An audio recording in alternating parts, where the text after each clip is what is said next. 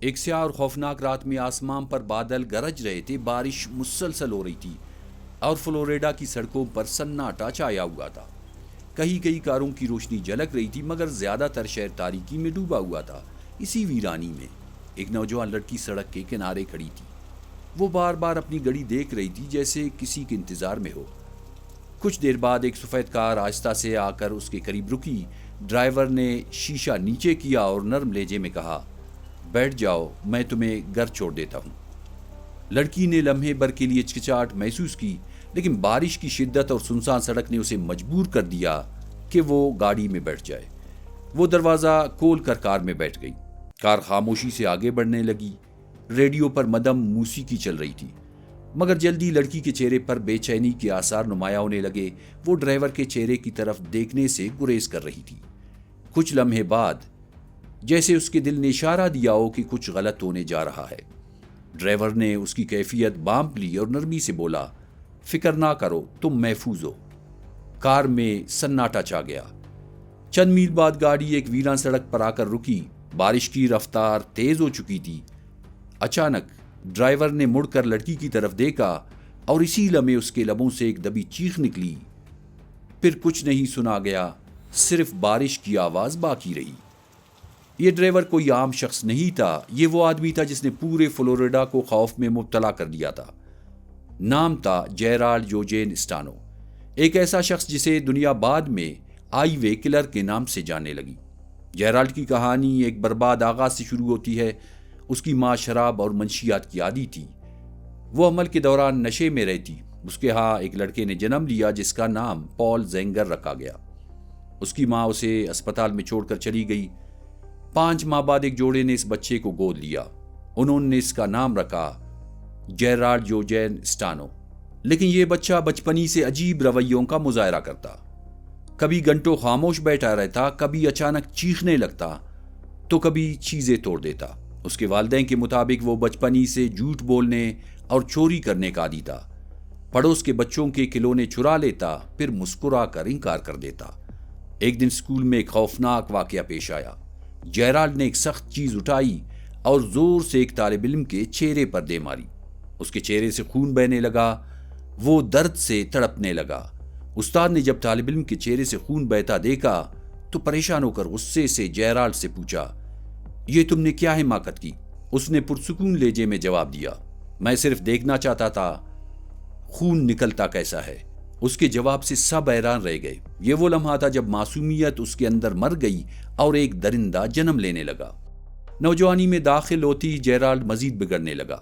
وہ اکثر لوگوں سے جھوٹ بول کر اپنے آپ کو کار میکینک یا ماہر ڈرائیور ظاہر کرتا۔ کئی بار چھوٹی موٹی ملازمتیں کی، مگر ہر جگہ چوری یا بدتمیزی کی وجہ سے نکال دیا گیا۔ وہ سکول مکمل نہ کر سکا۔ اس کے دوست کم تھے، مگر جھوٹ اور ڈٹائی زیادہ تھی۔ ایک موقع پر اسے ایک دکان سے چوری کے الزام میں گرفتار بھی کیا گیا، مگر ثبوت نہ ہونے کی وجہ سے وہ بچ گیا۔ غالباً 1973 میں جب وہ ڈیونا بیچ کے قریب رہتا تھا، ایک دن اس نے ایک نوجوان عورت کو دیکھا جو سڑک کنارے لفٹ مانگ رہی تھی۔ اس نے گاڑی روکی، شائستگی سے بات کی اور خود کو ایک مددگار شخص ظاہر کیا۔ عورت نے پہلے ہچکچاہٹ دکھائی، مگر اس کے پرسکون لہجے اور اعتماد برے رویے نے اسے مطمئن کر دیا۔ وہ گاڑی میں بیٹھ گئی۔ راستے میں جیرالڈ نے اس سے عام باتیں شروع کی، پھر آہستہ آہستہ اس کے خوابوں، کام اور زندگی پر طنز کرنے لگا۔ اسے کمتر ثابت کرنے کی کوشش کرتا رہا، جیسے وہ کسی تجربے کا حصہ ہو۔ عورت نے ناراضی ظاہر کی اور گاڑی رکوانا چاہی، مگر جیرالڈ نے رفتار بڑھا دی۔ کچھ میل بعد ایک سنسان مقام پر گاڑی روکی، اس پر تشدد کیا اور پھر گلا گھونٹ دیا۔ چند دن بعد اس کی لاش ایک جھاڑی کے پیچھے ملی۔ پولیس کو قاتل کا کوئی سراغ نہیں ملا۔ یہی وہ لمحہ تھا جب جیرالڈ نے اپنے اندر پہلی بار طاقت محسوس کی۔ بعد میں اس نے تفتیش کاروں کو بتایا، جب وہ مر رہی تھی تو میں نے صرف یہ سوچا کہ یہ سب میں کنٹرول کر رہا ہوں۔ اس لمحے کے بعد وہ بار بار وہی احساس تلاش کرنے لگا۔ یہی احساس اس کے آنے والے درجنوں قتلوں کی بنیاد بنا۔ 1970 کی دہائی کے آخر میں فلوریڈا کی پولیس کے ریکارڈ میں ایک خوفناک پیٹرن سامنے آنے لگا۔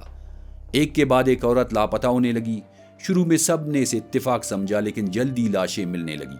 تمام عورتوں کو ایک ہی طریقے سے مارا گیا تھا، گلا گھونٹ کر، اور چہرے بری طرح مسخ کر دیے گئے تھے۔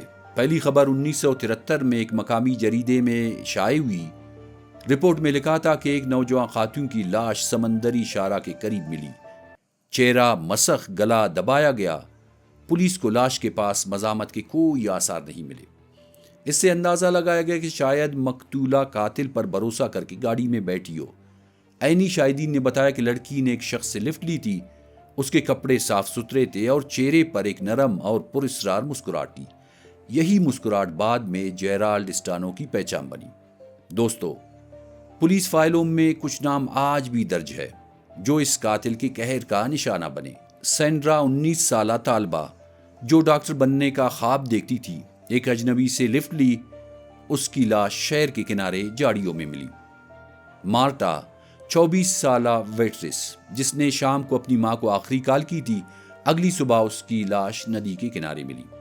ایمی 17 سالہ اسکول گرل جو اسکول سے گھر کے لیے نکلی مگر کبھی واپس نہ پہنچی، 2 دن بعد اس کی لاش جنگل کے قریب ملی۔ سوزین جو اسٹور میں کام کرتی تھی، اپنی دوست کے گھر جاتے ہوئے غائب ہوئی، اس کی لاش ایک پارکنگ ایریا سے ملی، چہرہ بری طرح مسخ تھا۔ 1978 میں جینیفر اور کیرم بھی اسی انجام کو پہنچی۔ ایک گمنام سیریل کلر کے خوف سے عورتوں میں تشویش بڑھنے لگی۔ 1974 سے 1978 کے دوران فلوریڈا کے مختلف شہروں سے درجنوں عورتیں لاپتہ ہو گئیں۔ سب کی کہانیاں ایک جیسی تھیں۔ پولیس کو کچھ لاشیں جھیلوں، کچھ جنگلوں اور کچھ سنسان سڑکوں کے کنارے سے ملتی رہی۔ ہر نئی لاش ایک پرانی چیخ کی بازگشت تھی۔ پولیس نے ان کیسز کو جوڑا تو ایک ہی سمت اشارہ ملا۔ قاتل ایک شخص تھا جو ہر قتل کے بعد واپس موقع واردات پر آتا اور پولیس کی تفتیش کو قریب سے دیکھتا۔ پولیس افسر مارک اینٹ کے مطابق ہمیں بعد میں پتا چلا کہ وہ اکثر ہمارے آس پاس کھڑا ہوتا تھا جیسے اسے کھیل کا لطف آ رہا ہو۔ اسی دوران ایک اہم موڑ آیا۔ 1978 میں ایک خاتون جیرالڈ کے حملے سے زندہ بچ گئی۔ اس نے پولیس کو بتایا کہ ایک شخص نے اسے لفٹ دی، پھر اچانک گاڑی روک کر مارنے کی کوشش کی۔ کیتی نے سخت مزاحمت کی، دروازہ کھولا اور چلتی گاڑی سے کود گئی۔ وہ زخمی ہوئی مگر بچ گئی۔ اسی بیان نے پولیس کو ایک نیا سراغ دیا۔ گاڑی کا ماڈل اور نمبر جزوی طور پر اسے یاد رہ گیا، جس سے پولیس نے جیرالڈ اسٹانو کو ٹریس کیا۔ تحقیقات میں معلوم ہوا کہ جیرالڈ مختلف وقت میں مختلف جگہوں پر رہتا تھا۔ وہ ایک مقامی آٹو میکینک کی دکان پر کام کرتا تھا، عام لوگوں کی طرح بات کرتا، ہنستا اور دوست بناتا۔ کسی کو شبہ نہیں ہوا کہ وہ ایک قاتل ہے، مگر جب پولیس نے اس کا ریکارڈ کنگالا تو کئی شواہد سامنے آئے۔ شک کی بنیاد پر اپریل 1980 میں پولیس نے اسے گرفتار کیا۔ جب اسے گرفتار کیا گیا تو وہ پرسکون تھا، بظاہر بے خوف اور مطمئن۔ تفتیش شروع ہوئی تو اس نے الزامات سے انکار کیا، مگر تفتیش کا دائرہ تنگ ہوتا گیا، سوالات سخت ہوتے گئے اور آخر کار ایک رات اس نے اعتراف جرم کیا۔ اس کا لہجہ سرد تھا۔ اس نے کہا کہ وہ شاید 21 عورتوں کو مار چکا ہے، پھر کہا شاید 41۔ اس نے پولیس کو ایک جگہ دکھائی جہاں خواتین کو مارنے کے بعد دفن کیا گیا تھا۔ کسی کا گلا گھونٹا گیا تھا، کسی کو چاقو سے مارا گیا تھا۔ اس کے اعتراف نے تفتیش کو ایک واضح رخ دیا۔ عدالت میں جب مقدمہ چلا تو متاثرہ خاندانوں نے اپنی صدمے اور غم کا اظہار کیا۔ جیرالڈ عدالت میں اکثر پرسکون بیٹھا رہتا، کبھی ہلکی سی مسکراہٹ دے دیتا۔ متاثرین کے والدین آنکھوں میں آنسو لیے عدالت میں موجود ہوتے۔ ایک مقتولہ کی ماں نے کہا، یہ شخص انسان نہیں درندہ ہے، یہ موت کے ساتھ جیتا رہا۔ جیل میں اس کے روزمرہ رویے نے بھی لوگوں کو حیران کیا۔ گارڈز نے بتایا کہ وہ اکثر خاموش بیٹھا رہتا، کبھی کہکا لگاتا اور کبھی کہتا کہ دنیا میں اس جیسے بہت ہے، بس سب پکڑے نہیں جاتے۔ اس نے جو کیا تھا اب بھی اس پر وہ مطمئن تھا۔ جب سزا کا فیصلہ آیا تو یہ وہ لمحہ تھا جب متاثرین کو کچھ حد تک سکون ملا۔ اسے سزائے موت سنائی گئی۔ 1998 میں فلوریڈا اسٹیٹ پریزن میں جیرالڈ اسٹانو کو زہریلا انجیکشن دے کر سزائے موت دی گئی۔ جب آخری بار اس سے پوچھا گیا کہ وہ کیا کہنا چاہتا ہے تو اس نے چند لمحے خاموشی اختیار کی اور پھر بولا، "What's done is done"۔